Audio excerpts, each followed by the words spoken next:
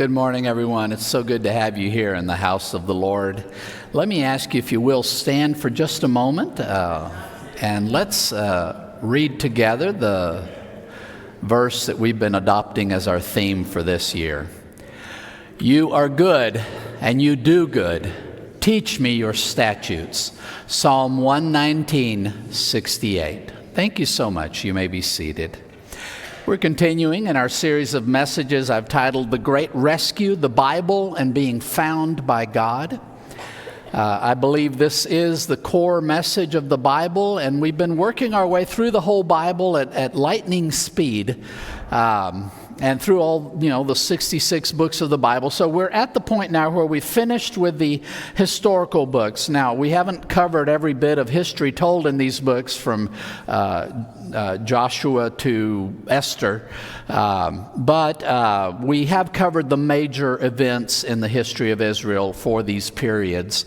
And the historical books begin with coming into the Promised Land after they leave Egypt, and then the period of the judges, followed by the period of the kings. Then the monarchy divides, and we have a northern and a southern kingdom, and then the northern kingdom falls to Assyria. About 100 years later, the southern kingdom of Judah falls to Babylon.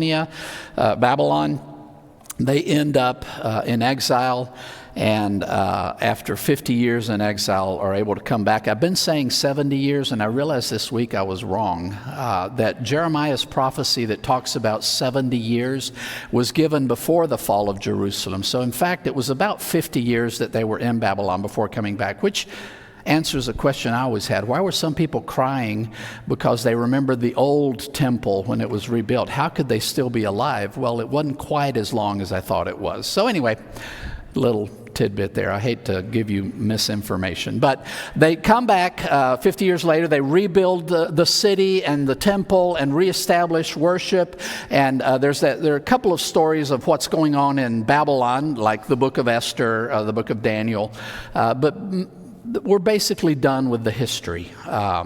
There will be about 450 years of not much that's told us about the history in the Bible, and then we'll get to the New Testament. My plan is, when we get to the end of the Old Testament, to pick a couple of Saturdays, and I will talk about the history that's kind of missing between the return and rebuild and when we get to Jesus in the first century. So I'll do that on Saturdays rather than on Sunday as a sermon. Anyway, so now we're moving into another section of 5 books in the Old Testament. We finished with the historical books. The next section we normally call poetry and wisdom. And these are books like the book of Psalms, Song of Songs, which is a series of poetic expressions of love between a man and a woman. And then we have the wisdom books, Proverbs, Ecclesiastes, Job. So I'm going to do a message on the poetry side of things, and I'll do a message next week on the wisdom side of things. We'll look at some stuff from Proverbs. So before we dive into today's message, I think we live in a culture that prizes individuality and independence. We've coined a word that we use derisively to describe people who are not independent and who are not individual. They don't celebrate their own individuality. We call these people sheeple. You heard that word? The idea that people who have no original thought of their own, they're always following the crowd, or they're following after some charismatic leader, and they let that leader do all the thinking for them, and they're just going to go wherever. We say nobody takes it kindly if you call them a sheeple. So we're told in our culture, you need to think for yourself. You need to plot your own path in life. And I do agree that we should not follow other people, whether it be a crowd or some charlatan. We don't need to be following other people, but perhaps we've gone too far in rejecting the notion of sheeplehood altogether. I would argue that the most famous of the Psalms in the Bible is an apology for sheeplehood. So I have titled today's message, Yahweh is my shepherd. We're looking at Psalm 23. Some of you might have this committed to memory. It is a psalm of David. So let's read the first verse. A psalm of David. Yahweh is my shepherd. I will lack for nothing. Now, it's impossible to know, given the information provided, at what point in his life David wrote this psalm. But given that as we get deeper into the psalm, he talks about enemies or attackers, he talks about, he kind of lays out this scenario where God is honoring him in front of all of his enemies. If we know the story of David's life, likely we're looking at a point in his life where he's lived through these experiences and where God has protected him from enemies and finally arrived at a point in his life where he sits on the throne of Israel as king over all Israel. I think that's probably the setting in which he writes this psalm. And if that's the case, he's stopping and looking back over his life. And he wants to write something about the impact Yahweh, God, has had in his life. So he goes back to his earliest moments, and that's where the first image he zeroes in on. He says, you know what? In this life, Yahweh has been my shepherd. And he's remembering back to his early youth, his days of youth, when he was the youngest of brothers and his older brothers were all fighting in Israel's army, but he was too young and his dad had him back home taking care of the sheep. And I'm sure he looked back as king over all Israel with all the responsibility that entailed, and looked back to a simpler, happier time perhaps, a time when he didn't bear the burden of so many decisions he had to make and all the problems that he's facing as an adult. But as we read this psalm, there's no sense of escapism, of wishful thinking, oh, I don't want to grow up, I wish I could go back to being a baby. That's not really the sentiment of this psalm. But he does find in that experience in his own life a model to describe his experience with Yahweh.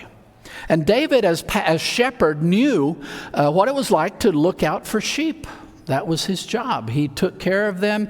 And because already as a young person he had a very personal relationship of trust with God, he had no problem protecting the sheep from predators like lions and bears. He talks about killing lions and bears, protecting the sheep. He had this confidence in God that granted him courage in the face of these kinds of threats. So he knows what it is to be a good shepherd and to protect the sheep and to care for them. But it's really interesting that David finds himself as king of all Israel. You might think he writes a psalm about how now he's the shepherd of Israel, but that's not what he talks about. David, the king of Israel, positions himself in this psalm as the sheep. He is the one who needed tending and being cared for and protecting.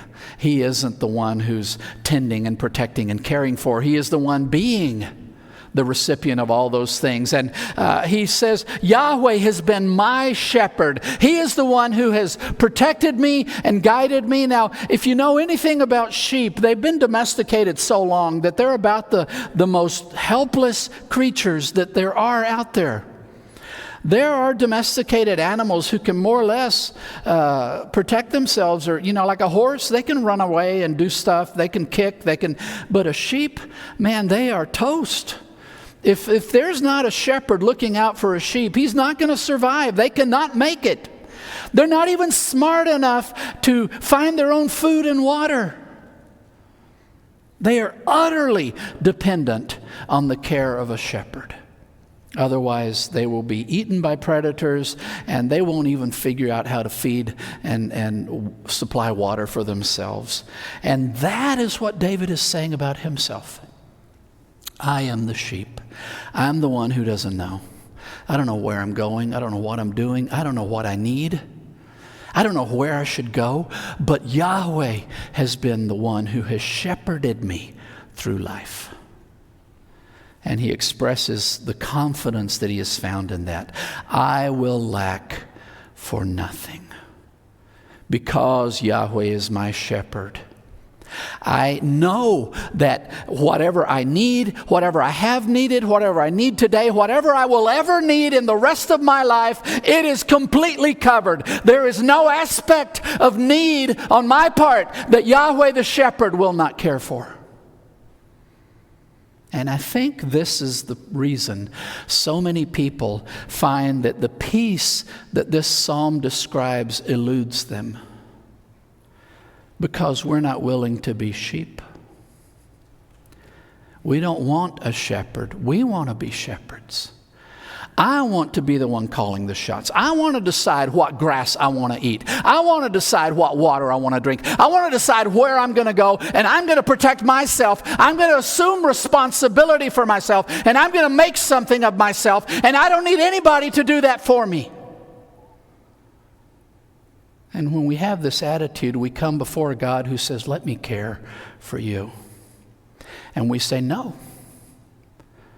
And because of that, the peace and the security of this psalm escapes us completely, because God cannot protect somebody who will not place himself under his protection. And God cannot provide peace and hope and joy in the dark moments of life if we are not trusting in him. Because it is in that trust in him that security is grounded.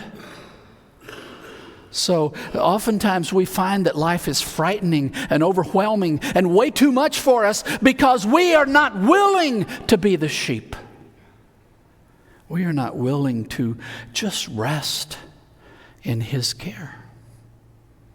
And we find constantly that we are lacking things we think we need. Now, David is not saying that God has given him everything he wanted every moment of his life.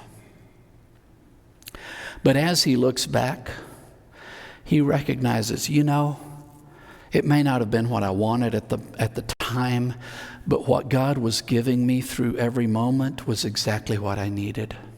As he sits on the throne, he looks back on all the hardship, all the running from King Saul, all the hiding, and the moments where his life hung by a thread, and being an outcast and being surrounded by all the other outcasts of Israel, and working with them and developing leadership among these rejected people in his society. He sees that might have been a very painful experience for him, but now that he's king, he sees God was preparing me to do what I have to do right now. And as king, I lack for nothing that I need for the task God has given me, because he has supplied me every step of the way with exactly what was needed. Maybe not what I wanted, but what was needed. It's always been there. And in the next few verses, he spells out, what does this lack for nothing look like? In grassy pastures, he makes me lie down. Over restful waters, he escorts me.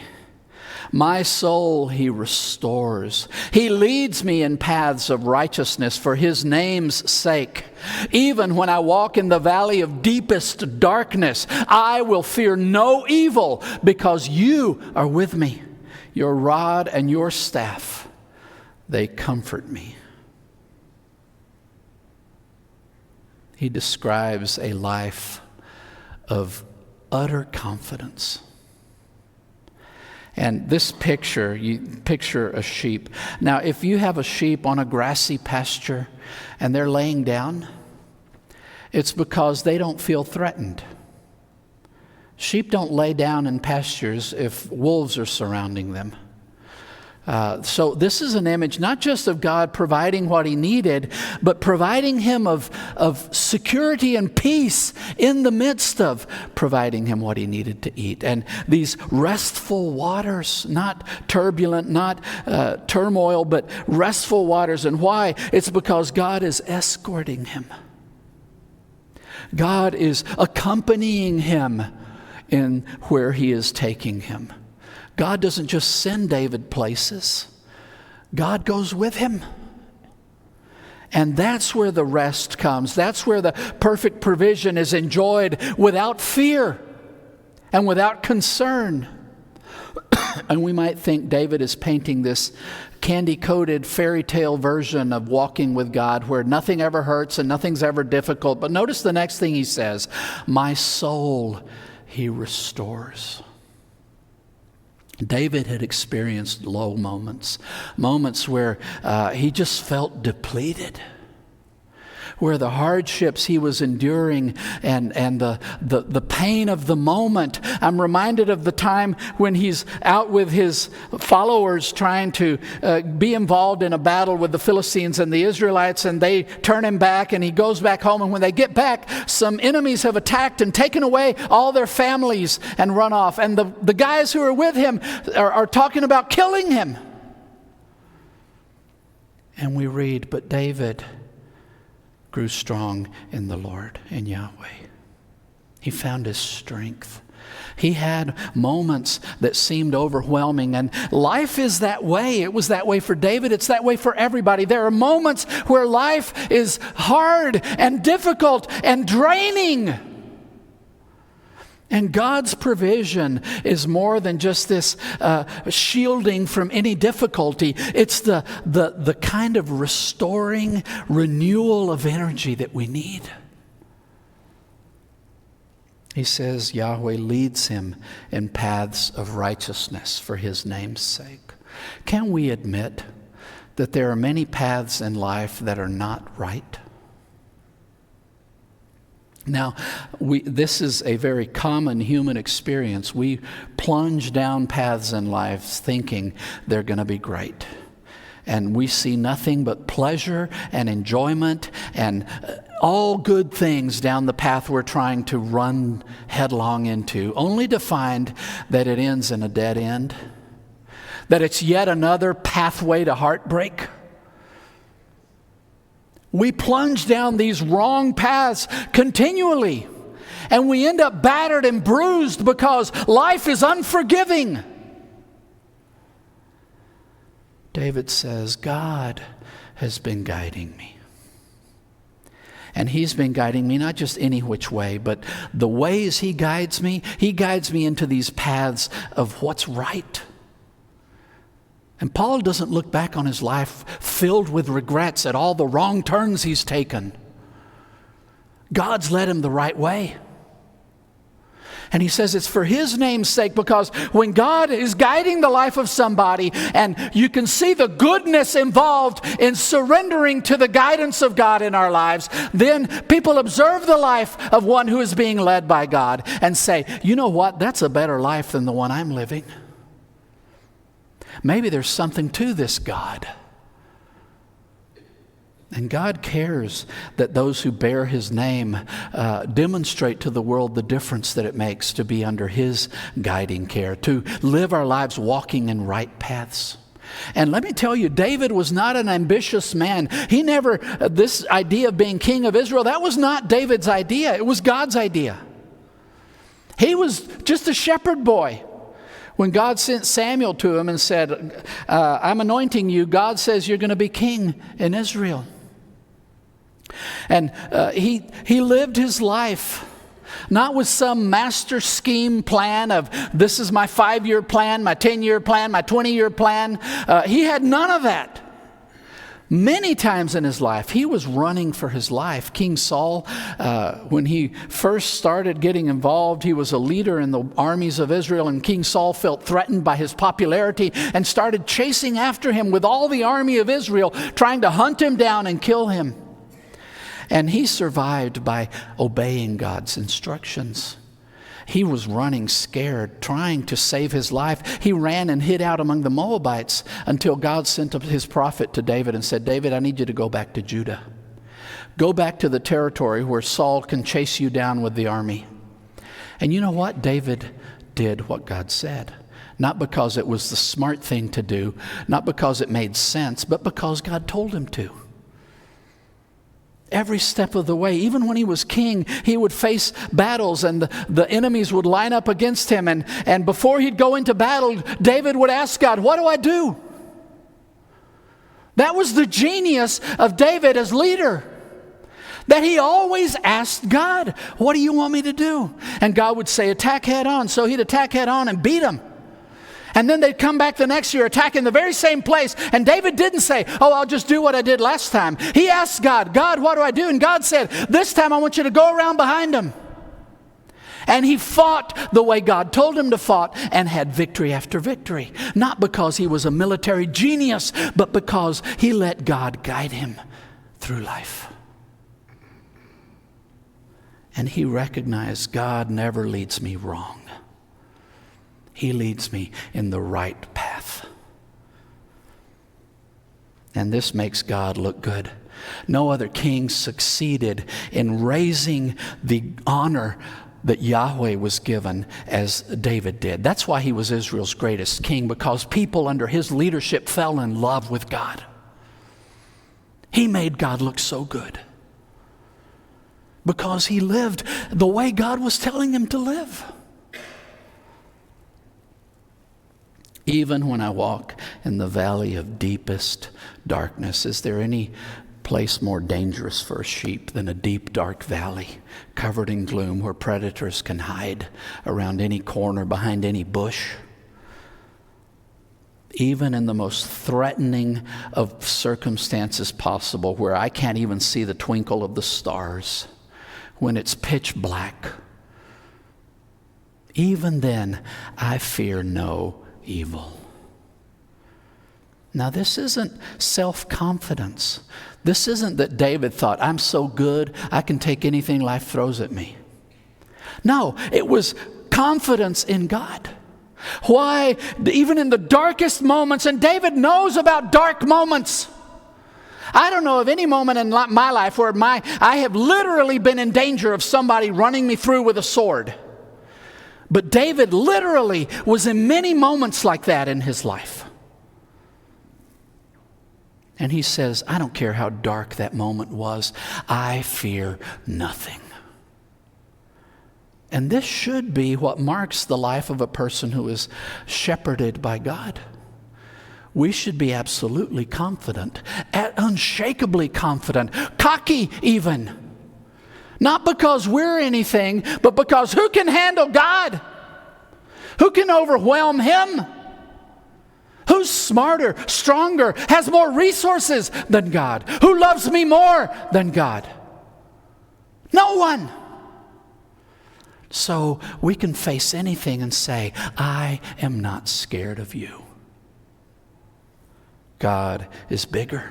And that's what he says, I fear no evil because you are with me.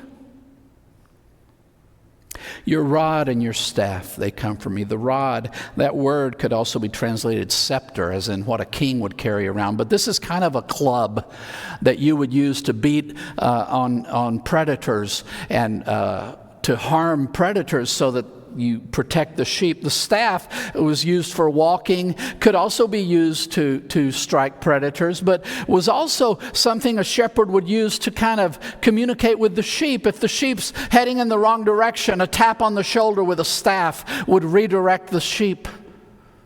You've seen the staffs with the crook that you could even snag around the neck of the sheep to help redirect it. David says, I find comfort both in the fact that you fight my enemies for me and in the fact that you are tapping me on the shoulder. You are redirecting me when I'm heading in the wrong direction. My security is found not just in that you fight my enemies, but you keep me from killing myself. You protect me from myself. You redirect and correct and guide me. These are all the benefits of embracing sheeplehood. Now he changes the metaphor, and I think David is drawing on his current experience. When he's finally king over all Israel, David was a generous king. The competing lineage was Saul's lineage, and Saul and his son Jonathan, his sons died in battle, but there were grandchildren of Saul still around. There was a grandchild of Saul by the name of Mephibosheth, and David didn't have him killed to protect his own throne. He actually invited this guy and gave him a place at his table in the palace and welcomed him and honored him.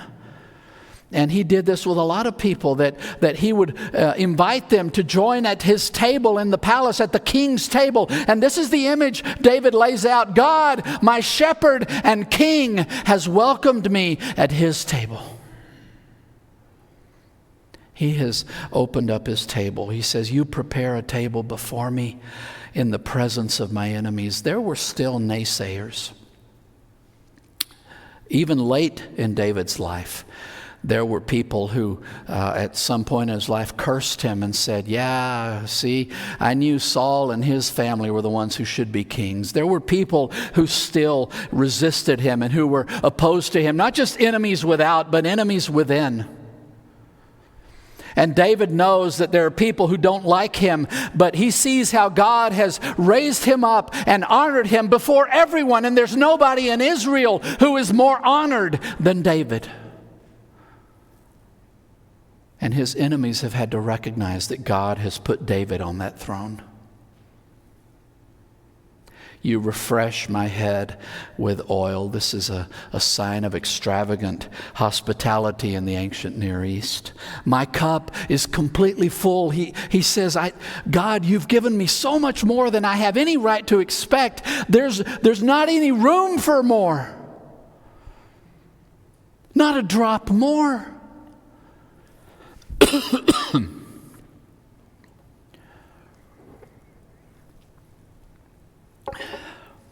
I love this final verse. Surely David, many times in his life, was being chased by enemies. We know Saul chased him with the whole army of Israel. There are moments where they were on two sides of a ridge. David's running with his guys here, and the whole army of Israel is on the other side of the ridge, running to catch him. But you know, David doesn't say that his enemies have pursued him all his life, that his enemies have been chasing him down his whole life. That's not what he says. He says, surely goodness and faithful love will chase me down all the days of my life. If there is a true pursuit that's been going on in David's life, it isn't the pursuit of enemies. It isn't the pursuit of dreadful things trying to destroy his life. It has been the pursuit of God. He has been hounded by the goodness of God. Chased down. He can't get away from the faithful love of Yahweh. I love that Hebrew word, chesed. We need several words to say what that one word in Hebrew says. We could translate it love. We could translate it faithfulness, loyalty. It's the idea of a love that sticks with you. A love that is loyal to you, that is faithful to you. David says, God's goodness, God's love, they have been chasing me down. I cannot get away from it. And it isn't just in particular moments of my life. He says all the days of my life. There has been a consistent, unrelenting pursuit by God. God never let up. That's the experience David has had. And he knows it's not going to change. This honor he's enjoying, this sitting at the table of God. He says, I'm going to sit in his house to the end of my days. God's not going to kick me out. He's not going to stop pursuing me. He's not going to abandon his faithful love and his goodness. This is going to be with me until my dying day. I will never be destitute. I will never be abandoned. God will chase me down.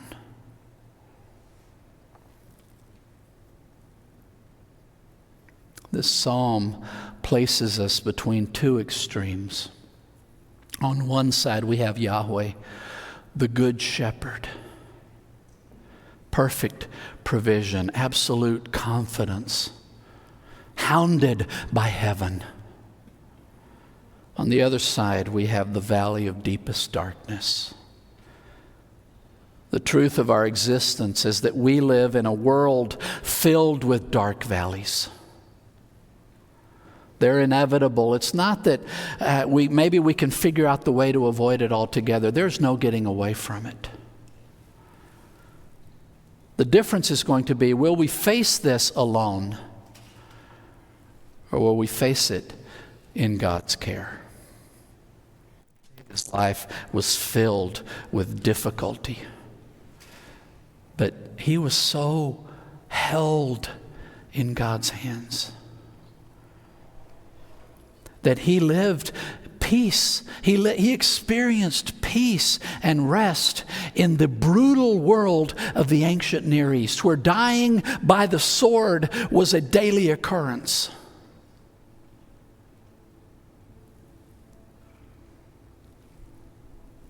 He discovered he could do more than just survive the brutality of his world. He entrusted his life to God and found that he could thrive in the face of darkness. And this remains true today. God wants to fill our lives with honor, with provision, with peace, with confidence, with purpose, with victory. But the only way he can do this is if we come to him in humble surrender. If we accept that we are helpless sheep without him, that we don't have what it takes to face the challenges of this life, and that we need God to shepherd us in this life. If we let him assume responsibility for every aspect of our lives, we're going to find in him that perfect provision, that peace, and that glory that he wants to bring on us. He will guide us in the right path. We're going to sing a song. And this is our time in the service where we have an opportunity to respond to what God has said to us in his word. I want to tell you, God wants to shepherd your life. And he is inviting you to surrender the burden and weight of your whole existence to him. And let him do something wonderful with your life. If that's you this morning, I invite you to come and surrender your life and heart to him and say, God, I want to be the sheep. I want you to be shepherd of my life. The altar is open. You can come and kneel and tell God directly. If you'd like to talk to somebody and have them pray with you, my wife and I will be standing over here on the side. We'd be happy to take your hand. Just tell us what's on your heart, and we'd love to pray with you. Whatever God puts on your heart this morning, this is your time to respond to his word. Let's all stand and come while we